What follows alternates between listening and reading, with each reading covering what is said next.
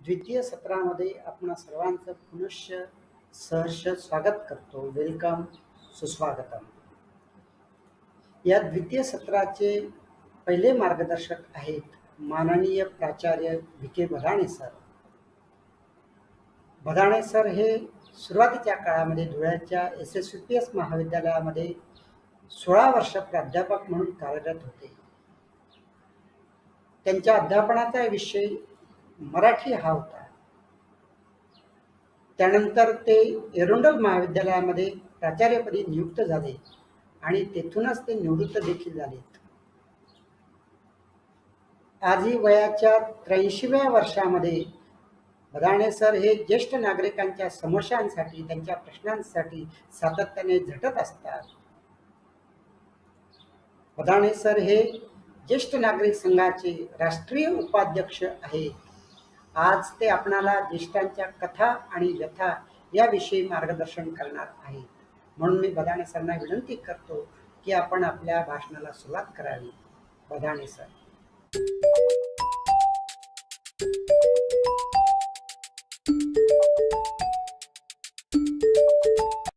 आमच्या पिंपळनेर महाविद्यालयाच्या वतीनं ज्येष्ठ नागरिकांसाठी जे काही ते प्रचारात्मक प्रसारात्मक काम करतात, अतिशय स्तुत्य अशा प्रकारचा हा त्यांचा उपक्रम, त्यास माझ्या शुभेच्छा आहेत. आमच्या ज्येष्ठ नागरिकांच्या संदर्भात आपल्याला माहिती असेल की आंतरराष्ट्रीय स्तरावर युनोमध्ये 1980 साली खास ज्येष्ठ नागरिकांच्यासाठीच एक सभा बोलावली होती आणि आपल्या भारतामधून रावसाहेब दोंडाच्याचे हे तिथे हजर होते. ते परत आल्यानंतर दोंडाच्याला त्यांनी लगेच संघ स्थापन केला ज्येष्ठ नागरिकांचा. वास्तविक पाहता ज्येष्ठ नागरिकांची ही चळवळ ही फार जुनी नाही, कारण स्वातंत्र्यपूर्वीच्या काळामध्ये ज्येष्ठांच्या संदर्भामध्ये चांगली परिस्थिती होती. एकत्र कुटुंबामध्ये त्यांचं खाणपान, त्यांच्या आरोग्याची काळजी सगळे चांगले घेत असत आणि त्या दृष्टीनं तेव्हा तर काही हा प्रश्न उद्भवला नव्हता. परंतु शिक्षणाचा प्रसार, पाश्चात्य संस्कृती, लोकसंख्या वाढ यामुळे झालं काय, अनेक कुटुंबे बाहेर नोकरीसाठी गेल्यामुळे आणि विभक्त कुटुंब झाल्यामुळे ज्येष्ठ नागरिक एकाकी पडले आणि या ज्येष्ठांसाठी राष्ट्रीय स्तरावर देखील चर्चा झाली. 1999 साली अटल बिहारी वाजपेयी पंतप्रधान असताना त्यांनी हा विषय हाती घेतला आणि आपल्या देशामध्ये सगळ्या राज्यांना त्यांनी कळवलं की ज्येष्ठांसाठी प्रपोजल्स तयार करा. त्या दृष्टीनं त्यांनी पत्रव्यवहार केला आणि कार्यक्रम सुरू झाले. आपल्या महाराष्ट्रामध्ये मात्र फार उशिराने हा कार्यक्रम सुरू झाला. 2013मध्ये आम्ही जेव्हा प्रपोजल दिलं की ज्येष्ठांसाठी काय करणं आवश्यक आहे, तर त्या दृष्टीनं तो आमचा प्रस्ताव शासनाने स्वीकारला. परंतु अजूनही इतकी वर्ष लोटलीत, पण आजही आम्ही दिलेल्या प्रस्तावाप्रमाणे आमच्या ज्येष्ठांसाठी जी काही धोरणं, जी काही उद्दिष्ट सरकारने देखील लक्ष घातलं पाहिजे आणि आमच्यासाठी ज्येष्ठांसाठी देखील स्वतंत्रपणे असं डिपार्टमेंट पाहिजे. जसं बाल आणि महिला संदर्भामध्ये स्वतंत्र आयुक्तालय आहे, स्वतंत्र मंत्रालय आहे, तसं ज्येष्ठांसाठी देखील स्वतंत्र मंत्रालय असलं पाहिजे. कारण आमच्या बऱ्याचशा मागण्या आहेत. लोकसंख्या वाढते, त्याबरोबर ज्येष्ठांची संख्या वाढते आहे. हल्ली आज 16 कोटी ज्येष्ठ नागरिक आम्ही आहोत या देशामध्ये. आता हा आकडा अजून 5-10 वर्षानंतर मोठा होईल, कारण सरासरी वय ही जे आहे ज्येष्ठांचं हे आता वाढ झालेली आहे. पूर्वी होतं 65-66, पण आता 75-76पर्यंत सरासरी वय झालेलं आहे. आमच्या या ज्येष्ठांची पहिली जी संस्था निघाली ती मुंबईला निघाली भट नावाचे डॉक्टर भट यांनी ज्येष्ठांसाठी एक संघ उभा केला आणि त्यानंतर संघ उभा केल्यानंतर मुंबईला म्हणजे महाराष्ट्रामध्ये जास्तीत जास्त ज्येष्ठ नागरिकांचे संघ आहेत. गाव तिथं ज्येष्ठ नागरिक संघटना असली पाहिजे, कारण प्रत्येक गावामध्ये ज्येष्ठ नागरिक आहेतच. 60 वर्षाचे वर ज्यांचं वय आहे असे ते ज्येष्ठ जे आहेत त्यांची देखील ग्रामीण भागामध्ये फार मोठी अवहेलना होते. या ज्येष्ठांच्या संदर्भामध्ये महिलांची संख्या जास्त आहे 53% आणि पुरुषांची संख्या 47% आहे. साऱ्या ज्येष्ठांच्यामध्ये फक्त 9% ज्येष्ठ नागरिक पेन्शन मिळवतात, बाकीच्यांना मात्र काही पेन्शन नाही. मग या ज्येष्ठांच्यासाठी जे संघ उभे आहेत हे महाराष्ट्रामध्ये जवळपास 4000च्या वर होते पूर्वी, पण आज कागदावर जे काम करतात ते 1972 फक्त एवढेच आहेत. बाकीचे संघ थांबले आहेत. कारण बाकीचे संघ का थांबले आहेत? त्यांच्या विविध प्रकारच्या अडचणी. त्यामुळे खानदेश विभागामध्ये धुळे, नंदुरबार आणि जळगाव या 3 जिल्ह्यांमध्ये जवळपास 198 आमचे संघ आहेत.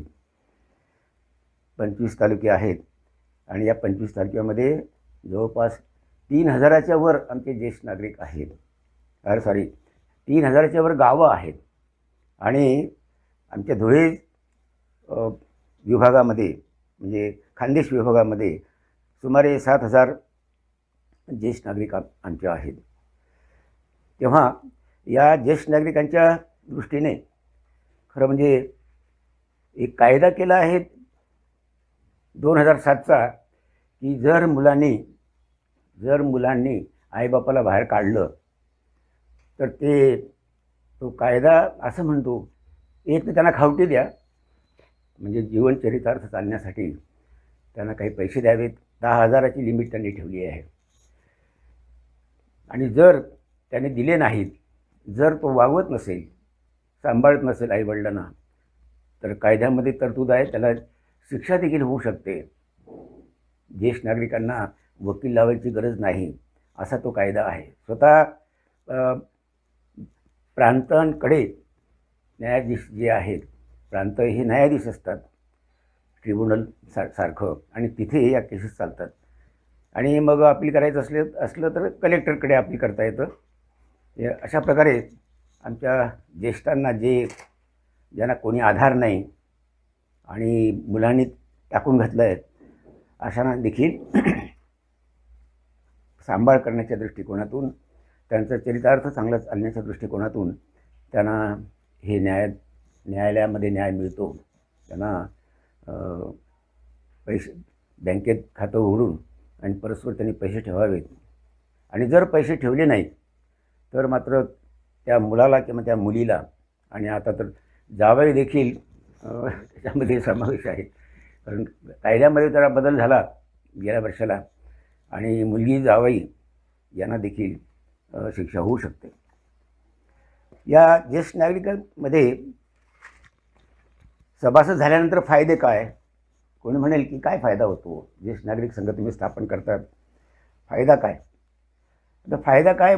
तसे फायदे अदृश्यपणे आपल्याला ते सांगता येतील की आपण एकत्र आल्यानंतर ओळख परिचय होतो, नंतर जुनी मंडळी भेटते, आपल्या जुन्या आठवणींना उजाळा मिळतो. कारण फार मोठा भूतकाळ, आणि या फार मोठ्या भूतकाळामधल्या असंख्य अशा आठवणी, असंख्य प्रसंग, आणि त्यातले जीवनाला उपयोगी असे, दुसऱ्याला उपयोगी पडणारे असे, सामाजिक बांधिलकीच्या दृष्टीनं, राष्ट्रीय बांधिलकीच्या दृष्टीनं असे अनेक फायदे होऊ शकतात. विचारवंतांचे विचार देखील ऐकायला मिळतात. विरंगुळा केंद्र जर स्थापन झालं असेल, कारण आता सरकारने विरंगुळा केंद्र ओपन करण्यासाठी, काढण्यासाठी सरकार मदत देखील करते. किंवा महानगरपालिका असेल, त्यांच्या खर्चाने ते उभे करावेत असं देखील सरकारने ठरवलं आहे. 9 जुलै 2018मध्ये नागपूरला जी मीटिंग, म्हणजे जे धोरण ठरवलं, ते धोरण देखील जेमतेमच असं आहे. तर त्या ठिकाणी देखील असंच म्हटलं की करण्यात यावं, यांना मदत करावी, म्हणजे मदत करावीच असं नाही, असे शब्द वापरले नाहीत. ते करण्यात यावं म्हणजे जवळपास शिफारस केली आहे की महानगरपालिकेने किंवा जिल्हा परिषद पंचायत समितीने ज्येष्ठांच्यासाठी असे काही उपक्रम हाती घ्यावेत घ्याच असं नाही. आणि मग त्यांच्यासाठी जो पैसा खर्च होणार आहे तो पैसा त्यांच्या बजेटमधून त्यांनी करावा अशी अपेक्षा सरकारची आहे. तर 18 साली फतवे निघाले, मग आम्ही आमच्या परीनं काम करतो. आता मी देखील 3 जिल्ह्यांचा अध्यक्ष होतो फेस्कॉममध्ये. फेस्कॉम म्हणजे महाराष्ट्राचे ज्येष्ठ नागरिकांचं महामंडळ, आणि आयस्कॉन म्हणजे all India senior citizens confederation, म्हणजे ते देखील अखिल भारतीय पातळीवरचं महामंडळ. या ठिकाणी मी उपाध्यक्ष म्हणून काम करतो. या 3 जिल्ह्यांचा अध्यक्ष असताना देखील जवळपास 78 संघ नव्याने मी स्थापन केलेत. 3ही जिल्ह्यांमध्ये फिरायचं. या 3 वर्षामध्ये जे काही कामं होती ती आम्ही कामं केली. मेडिकल कॅम्प्स घ्यायचे, गरिबांना फ्री त्यांची तपासणी करायची. त्याप्रमाणे हृदयाच्या संदर्भामध्ये, किडनीच्या संदर्भामध्ये, डोळ्यांच्या संदर्भामध्ये आम्ही असे काही कॅम्प्स म्हणजे डॉक्टर लोकांच्या सहकार्याने आम्ही करत असतो. मगाशी मी सांगितल्याप्रमाणे 2007चा जो कायदा आहे त्या कायद्याच्या अनुषंगाने आमचे तरुण मंडळी जी आहेत, आमचे पोरं जी आहेत, त्यांनी लक्ष दिलं पाहिजे. कारण उभं आयुष्य त्यांच्यासाठी त्यांनी कष्ट घेतलेत आणि मग त्यांची ताटातूट कशी करायची, त्यांना वाऱ्यावर कसं सोडायचं, असे काही उदाहरणं आहेत की संकोच वाटतो आणि आपल्या संस्कृतीबद्दल आपल्याला जरा वाईट वाटतं की अशी कशी संस्कृती. असं एक उदाहरण सांगतो. अमेरिकेमध्ये नवरा बायको असताना त्यांना एक मुलगी पण होती. त्याचे आईवडील आपल्या देशामध्ये भारतामध्ये होते. तर त्याने सांगितलं की सगळी इस्टेट वगैरे विकून टाका आणि पैसे तुम्ही घेऊन तयार राहा आणि तुम्हाला आता याच्यापुढे आम्ही अमेरिकेमध्ये नेतो. आता आपण अमेरिकेमध्येच राहू, मी येतो, पत्र देईल. त्याप्रमाणे त्याने पत्र पाठवलं. आईबापाने विश्वास ठेवला, सगळी इस्टेट विकून टाकली आणि पैशांची थैली वगैरे सगळी जमा करून पोरगा आला. त्याने सांगितलं की चला उद्या आपल्याला जायचंच आहे.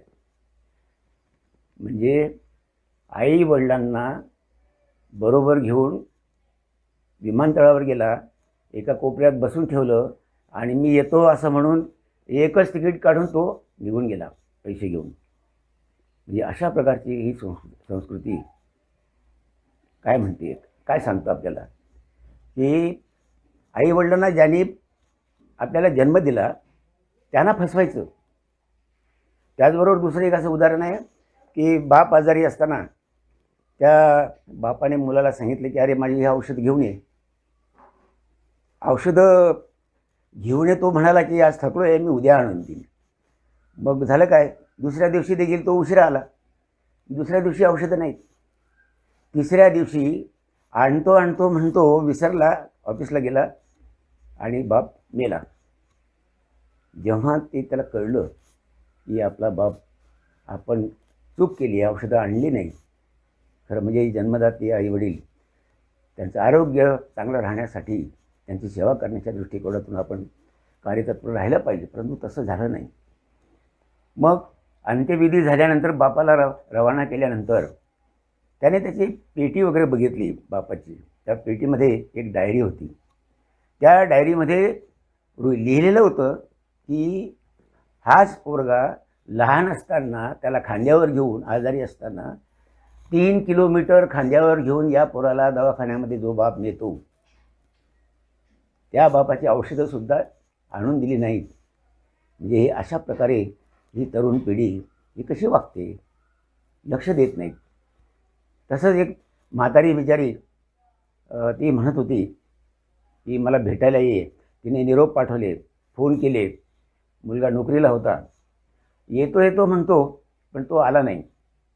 आणि जेव्हा तो आला तेव्हा त्याची आई मेली होती, आजूबाजूला गर्दी होती, बाया बापड्या रडत होत्या आणि हा मुलगा आला, त्याने पाहिलं इथं गर्दी का, तर तेव्हा त्याच्या लक्षात आलं की अरे आईचा निरोप होता आणि आईच गेली. म्हणजे प्रत्यक्ष आईला भेटता आलं नाही, एवढं दुर्दैव या तरुण पिढीच्या दृष्टिकोनातून हे लक्षात येतं की हे काही बरोबर नाही. आता किती काही केलं, आईचे उपकार कधी फिटत नाहीत, वडिलांचे उपकार कधी फिटत नाहीत, परंतु लांछनास्पद असं हे वागणं त्यांचं जे आहे. एका आमच्या मित्राला हल्ली तो आमच्या धुळ्यामध्येच आहे, देवपूरमध्ये, त्याच्या सुनेने आणि पोराने, तो बिचारा शिंपी आहे, स्वतः कपडे शिवतो दुसऱ्याचे, 2 पैसे मिळवतो आणि गुजराण करतो, पोटासाठी काहीतरी 2 पैसे कमवतो, पण त्याचं घर स्वतःचं आणि मुलगा आणि सून वर दुसऱ्या मजल्यावर, खाली त्याचं दुकान काचेचं व्यवस्थितपणे पार्टिशन होतं. त्या बापाला सांगत होते, आईबापाला, की तू इथून जा, दुसरं घर भाड्याच्या घरात राहा. म्हणजे काचा फोडल्या, त्या बापाला त्रास दिला. ही बाप पोलीस स्टेशनवर गेली, मला फोन आला, कारण मी एक कार्यकर्ता म्हणून काम करतो आणि मी जेव्हा पोलीस स्टेशनवर गेलो तर त्यांना समुपदेशनाच्या दृष्टिकोनातून समजून सांगितलं आणि तो प्रकार मिटवला. पोलीस केस वगैरे काही करू दिली नाही. आणि त्या बाईला देखील आम्ही सांगितलं की बाई, तुम्ही जर असं कराल तर तुम्हाला जेलमध्ये बसावं लागेल. तर या अशा अनेक कथा आहेत. ऑस्ट्रेलियामध्ये एक पोरगा नोकरीला होता आणि त्याचे वडील वारले, संदेश गेले, फोन गेलेत. त्याने काय सांगावं, सगळे विधी करून टाका, मला जमणार नाही यायला, पैसे जे असतील ते पैसे मी नंतर पाठवून देईल, असं त्या चुलत भावाला त्यांनी सांगितलं. असे पण काही किस्से आहेत.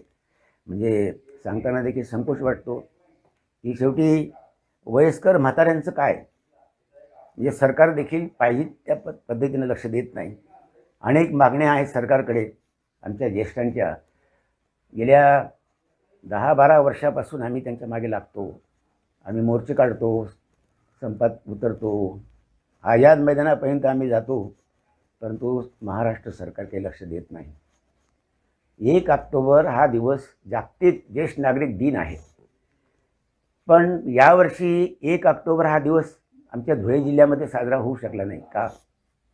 15,000 रुपयाची रक्कम आली, ती तशीच पडली, काय केलं त्याला माहिती. परंतु असे जे ज्येष्ठ नागरिकांच्या दृष्टिकोनातून काही उपक्रम असतात, त्यासाठी पैसा गव्हर्नमेंट देत असतं, परंतु तो तिथपर्यंत पोचत नाही.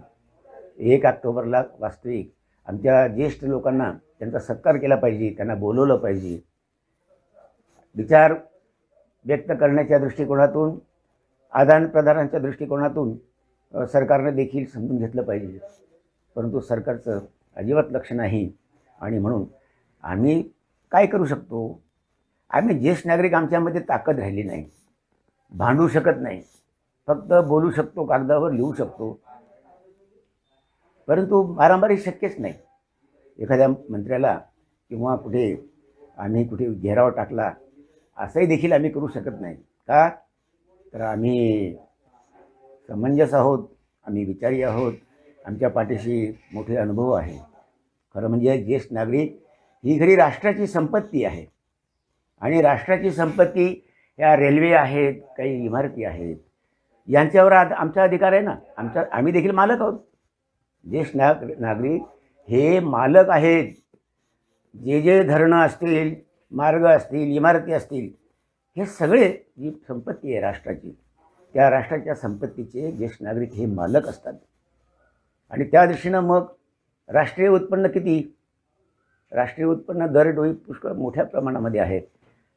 मग म्हणून आम्ही म्हणतो, आमची मागणी आहे की जर आम्ही राष्ट्राची संपत्ती असू, जर ज्येष्ठ नागरिक हे देशाला आम्ही कामात येतो, देशाला कामात येतो म्हणजे आमच्या पोरांना देखील आम्ही सोडलं आहे, सर्व्हिस कुठेतरी काम करा, राष्ट्रीय बांधिलकी ठेवा.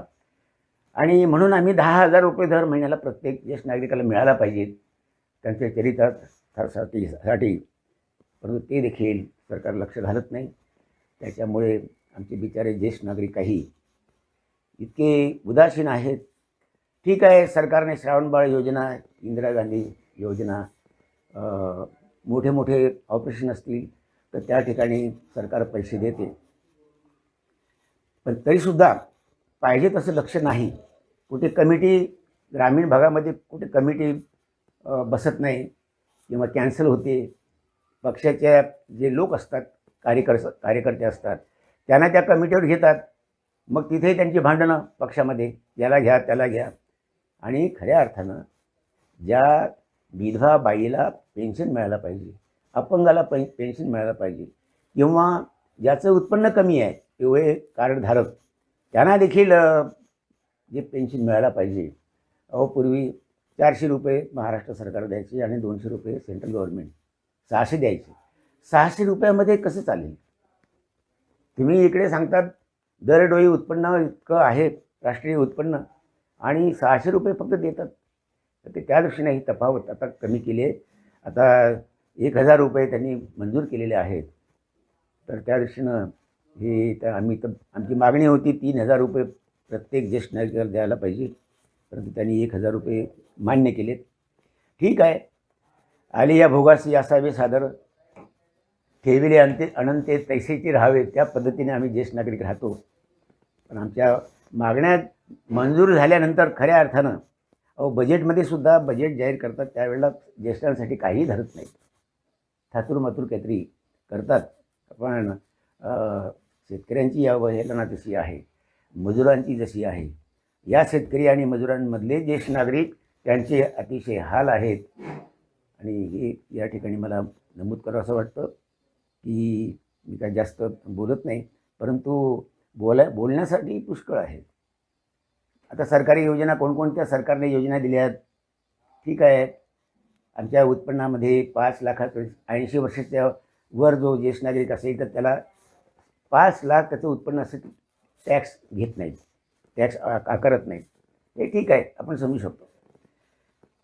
एस टीचा पास आता नवीन काढला आहे. वास्तविक 50% भाडं सूट होतं एस टीने दिलेली, पण ते 50 आता त्याने दर वर्षाला 55 रुपये भरायचे आणि पास काढायचा. दर वर्षाला 55 रुपयाचं ही अधिकचं उत्पन्न एस टीला मिळेल, हा त्यांचा हेतू आहे.